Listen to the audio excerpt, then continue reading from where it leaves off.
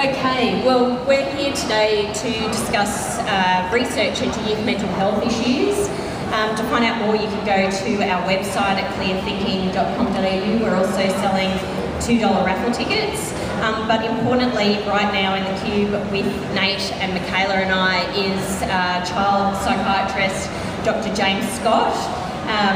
Feel free to correct your title there, James, if I've not put the important information in, but I think two of the really important things that James is involved in that I think the public will be very much interested in is firstly around the issue of bullying in schools. And you've been doing some research into bullying in schools, have you? That's right, Louise. We feel that bullying is probably the most modifiable risk factor for mental illness. We know that bullying is really common in schools, so a lot of children and adolescents are exposed to it. The most common age it happens is in late primary school, about 9, 10 years of age. It often persists through to sort of 13, 14, 15 years of age. There's about 1 in 10 children who report getting recurrently bullied. So that might be that they get bullied 2-3 times a week and they go on for several months. And during that time it really impacts upon their mental health. It very much affects their self-esteem, makes them feel terribly about themselves, especially as they move into their adolescent years where peers become so important and friends are so important. And these kids just feel so excluded and victimised. And we've looked at the outcomes of what happens to these children.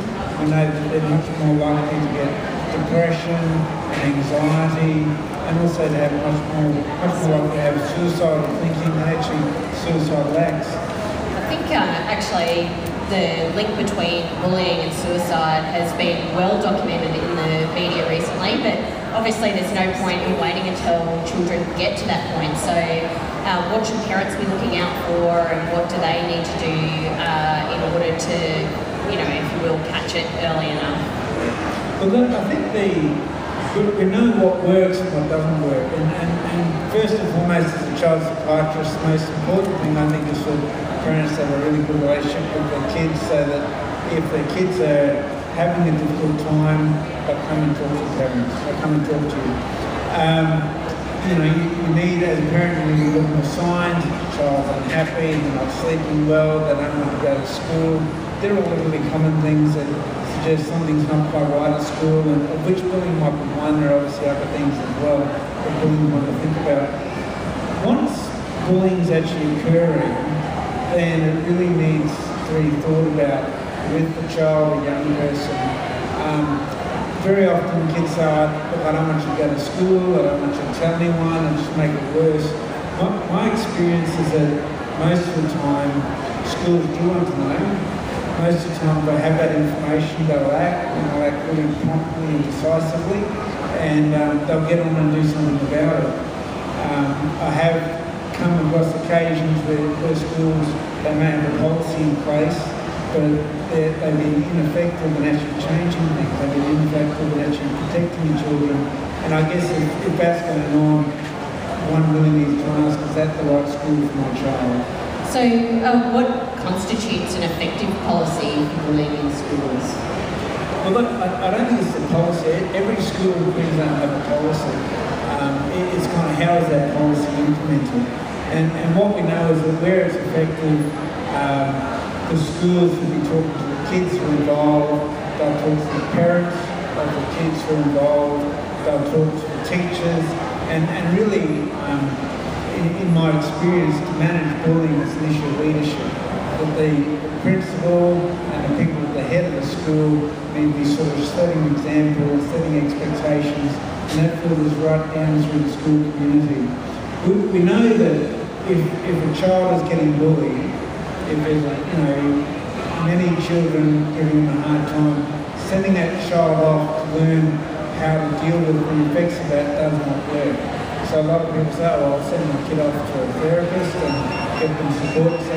We know that just does not make a difference. And common sense tells us that if we don't feel safe, if they're getting victimised, why we're going to talk to someone about that make a difference? I suppose that sort of ties in exactly why you would be being more involved in bullying and researching bullying, because there's no point if the parent brings a child to you can't solve the problem without involving the school, can you?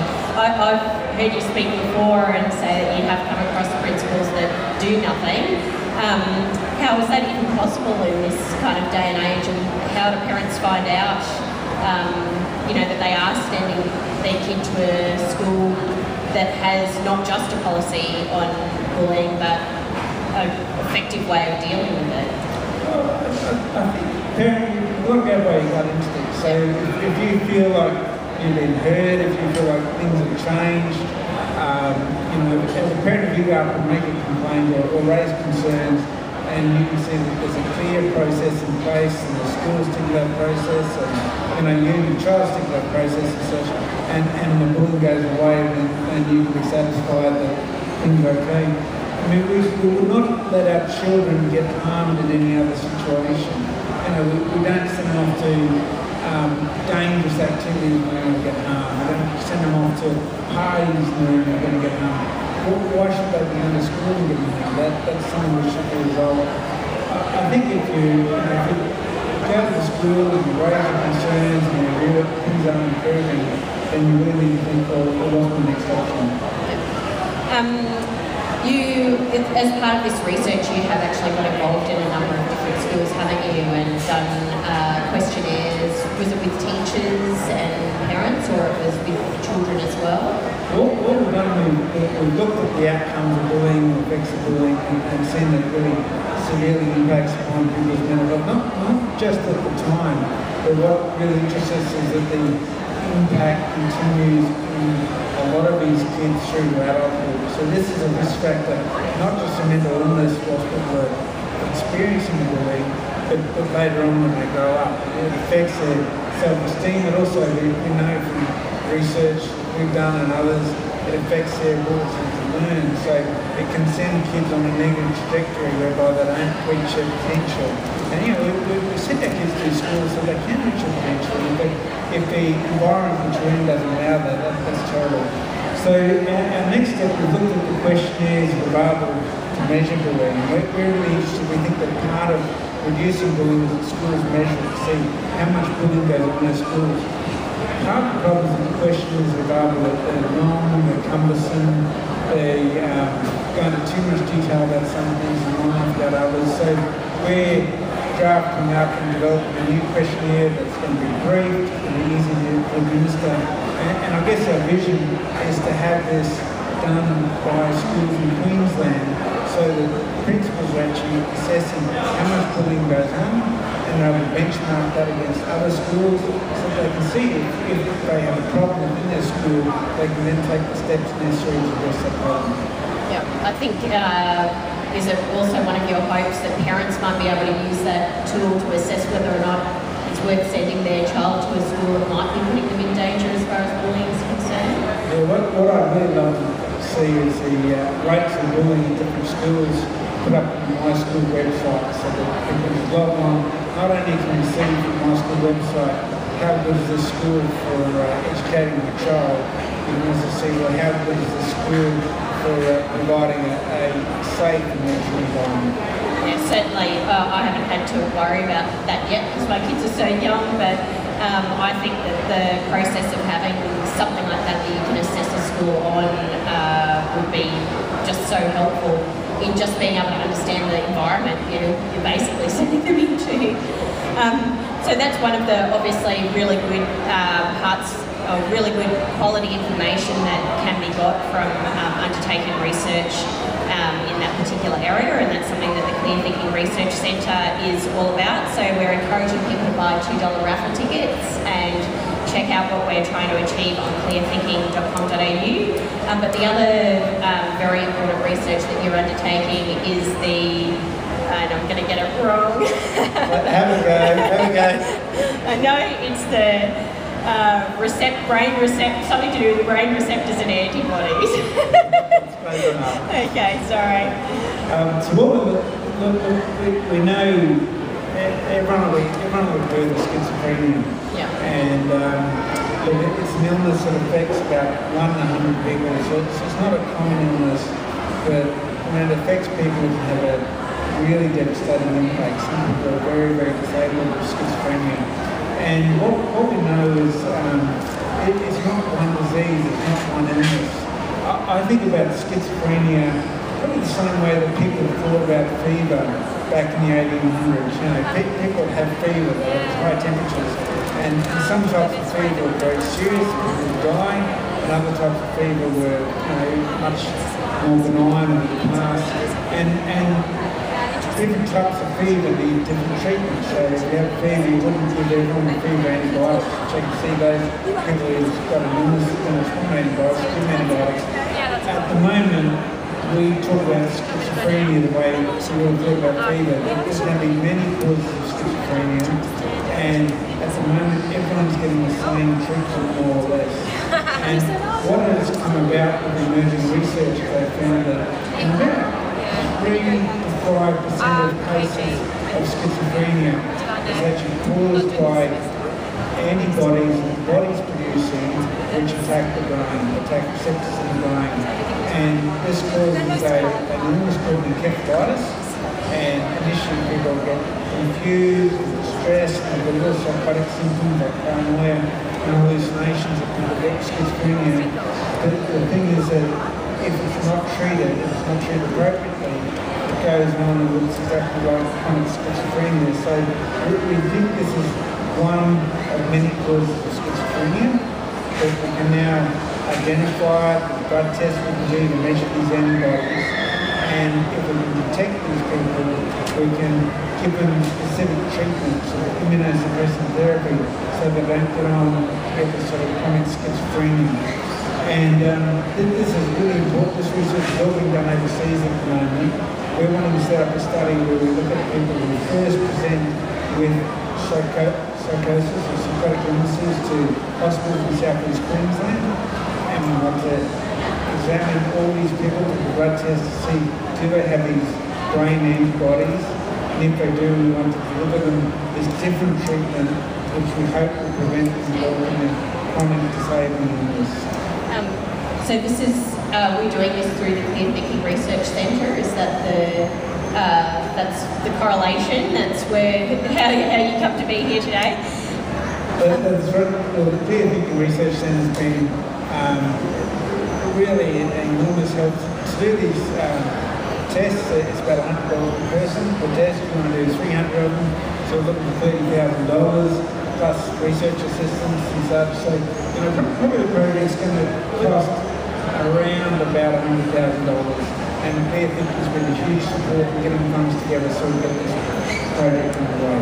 So so from what you're saying is that there's been a lot of overseas research that has established a way for us to find out potentially a small number of people who are potentially showing signs of developing schizophrenia, but in actual fact may be able to be treated so that they will never have or will recover from those symptoms as opposed to go on to have chronic mental illness. That's right. And what will happen is research will do it. You know, as I say, there are many causes of schizophrenia, and this is one cause, and even if we can sort of identify one cause, 3 to 5% of people with schizophrenia, to stop them going to get schizophrenia, giving them the right treatment early on to prevent them getting sort of chronic disabling illnesses. You know, for those people, it's just enormously valuable. But the other thing is that we hope by doing this research, we'll learn more about, because other causes are going to come up, and we'll get this sort of the process in place so we then examine other causes very quickly as they come up and look at them in our South East Queensland population. And is any of this type of research happening throughout the rest of Australia at the moment?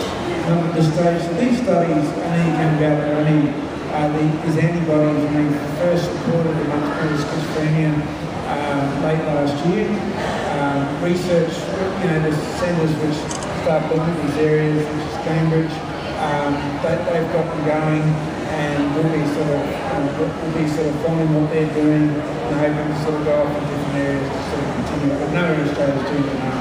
That's what I think is exciting, that we can be sitting in a clear queue and telling people about what we're doing, and that the funding that we might be able to put towards Clear Thinking Research Centre supporting you in that research might actually make a difference for a number of people who live right here in Brisbane whose family might be walking past us while we're here. That's right. I mean, I think if you met someone who's has a family member who's experienced schizophrenia, it's just awful for the person, it's awful for the family, it's awful for the friends. It really is such a devastating illness. So every person we can prevent from getting schizophrenia is just such a win. I've been saying a lot of the Clear Thinking Research Centre because that name has really only sort of come to light in the last week, I think it is, as a result of some of the things that we've been able to achieve with Clear Thinking. You're going to look after the pilot program that's about to start, is that right? And what's sort of your hope for what's going to happen imminently with respect to that? So what we're hoping to do is to build up a node of research, particularly in youth, but also extend down to children where we think a lot of these problems get going and start. And we're hoping to get a program of research going. We're looking at particularly at things that we can sort of translate easily to improve the mental health of the population. So bullying is not just one, that affects a lot of people. We know that a lot of mental health problems arise from things like very poor sleep patterns amongst adolescents, and it seems to be much more prominent now with the advent of the internet and mobile phones, setting up, and it's too exciting to go to bed sort of thing. So we're going to develop and deliver things like programs that will assist young people in improving their sleep. We know that will just improve the mental health. It's going to sort of more target the what we might consider milder range of problems such as anxiety, depression, such. But all these things cause a degree of suffering and burden, and they really do that young people. That's certainly why Nate and Michaela and I are living in the Cube for 55 hours. Anyone who's walking by can buy a raffle ticket for $2, or have a look at our website, clearthinking.com.au, for more information. One of the things that I suppose has just personally come to me as a result of being in the Cube and talking about it more is we often say that the research that we're doing is to help people who don't respond to first-line treatment. Now, I think that's what you're saying is sort of anxiety and depression. Often if people can fix their sleeping patterns or exercise more or can perhaps deal with some of those situations, bullying situations, they can respond. But, how many people don't respond to first-line treatment, and what is sort of the next step after those first-line things? Well, I guess in every area of medicine, there's a proportion of people who don't respond initially. They've got more serious illness or one that's more persistent. You see this in asthma, you see in epilepsy, you see it in mental health. Now, there's some specialist therapy techniques, there's lots of medication available, there are programs available, but in actual fact, we're not, if people don't respond well initially, the options, the return on treatments gets smaller and smaller. And so it's really that hard end where people have persistent disabling mental health problems that we really haven't got good answers for at this stage. And I know that part of Professor Katz's vision is to develop a centre to examine and look at sort of ways to help young people who aren't responding easily to treatments and go to their life. Yeah, definitely. When I first became involved with Clear Thinking, it was more about chronic, severe mental illness, and over the course of time we can see if we look at a large group of people who are younger, who may be more able to respond to treatments, and we can find sort of cures or treatments that are better for the other end of the scale. So it's exciting. I think even in my chats to Nate that Nate and Michaela, as a result of being in here, you know, we're really sort of fired up about being able to help more people and younger people so that, you know, at the other end of the scale, people are not sort of suffering as much. So, yeah, you've been to a couple of queues now. Last year we were squashed into that 3 metre by 3 metre queue with 10 other people. So just before we sort of finish up, we really appreciate your time in coming down here, because you're the one that's going out to do all of the work that makes it possible for us to get research outcomes. Is there anything else that you wanted to add or wanted the public to know about what we're trying to achieve? I think to me the most important message is if things aren't going right, get help early. So the one thing we do know about young people, about adolescents, young adults, is that they're not good at putting their hand up and asking for help. And I suppose I've just come from a clinic this morning, and the number of people I see here, the university students, and they're struggling, and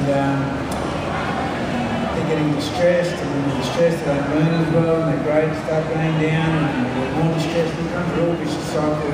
And I suppose my plea to the public is, you know, if you or someone you know is having a difficult time, go and see your health practitioner, let them know about it, get help early, try and protect it before the other problems come along. We'll be very grateful to you. Well, we really appreciate your time. For everyone that's out there, we have had Dr. James Scott visit us here in the Cube and impart some advice that will go onto our website at clearthinking.com.au. So please buy a raffle ticket and support research into mental health. Thanks, Louise. Let's go. It's a